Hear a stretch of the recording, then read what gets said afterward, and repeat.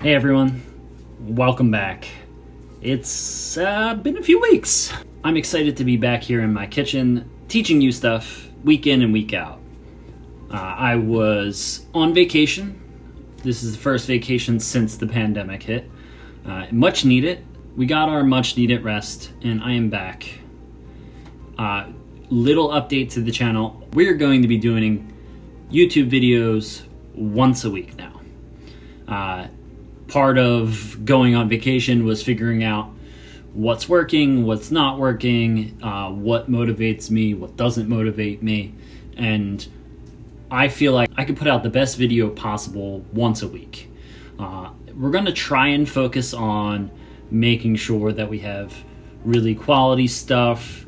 We'll still pop in every once in a while with a quick tip here and there, something real short, something that, doesn't take a ton of production value, something that will give you a little taste of the kitchen here and there. For right now, for the month of October, we're going to be doing Renaissance Faire foods because obviously no Renaissance Faire this year with COVID, and I miss it dearly. It's one of my yearly traditions to go there with my wife and our friends. We go, we eat, we drink, we be merry. It is something I cherish and something I've done for probably the past 10 years. It's the first year in a long time that I won't have it in my life. So here on the channel, we're going to replicate some of my favorite things from the Renaissance Faire. We're going to do mulled wine. That's what we're going to do this week, if you can't tell by the YouTube title. Mulled wine this week, we're probably going to do soup in a bread bowl because that's a big hit at the Renaissance Faire.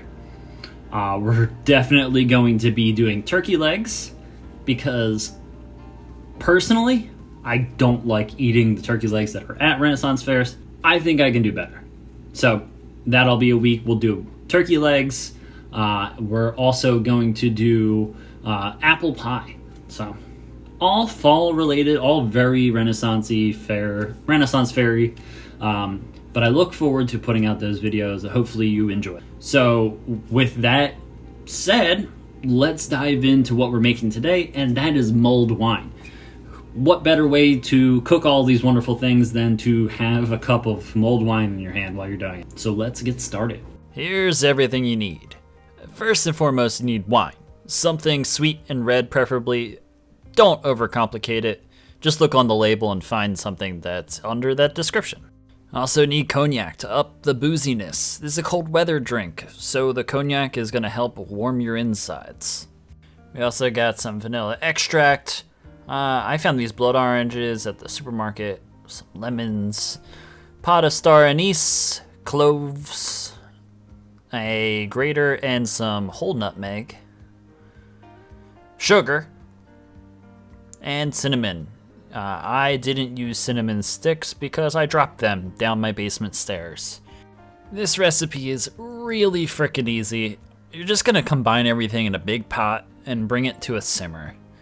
All of these ingredients just scream autumn and the Renaissance Faire to me. The spices are warm, the wine is warm, you're watching some dude joust another dude while wearing a sweater. Damn, what a word picture I've painted here. Once everything is in the pot and you have it on the stove, it's really important that you don't boil this. Just a gentle simmer. You want all those ingredients to just vibe together in the pot. You're gonna let it go for about 25 minutes, and I never let mine get over 190 degrees Fahrenheit while simmering. Don't be afraid to check the temperature with your thermometer, just to kind of make sure that you are close to that number, but not going over. You're gonna transfer it to a bowl once it's done simmering. I let this sit on my counter for a little while before I wrapped it up and stuck it in my fridge overnight. Now, the definition of mull is to heat, sweeten, and spice. And so far, before we put it in our fridge, we've done all three. Now I'm just going to strain off all of the solids. If you were really picky here, you could strain it through some cheesecloth to get some of those like particulates. Once strained, you could heat it back up. You don't need a video of that. And you can pour it into your favorite glass. Now this is a very large portion, but it drinks so easy that, you know, you're not going to want to have to get up and pour yourself another. I highly suggest you give this recipe a try and get your own taste of the Renaissance Faire right inside your home, without having to own armor or swords or anything. If you enjoyed this recipe, don't forget to like and subscribe. I put out food videos weekly. Thank you so much for joining me today. I will see y'all next week with another Ren Faire treat. Until then, have a magnificent day, and may your quest for food knowledge be bountiful.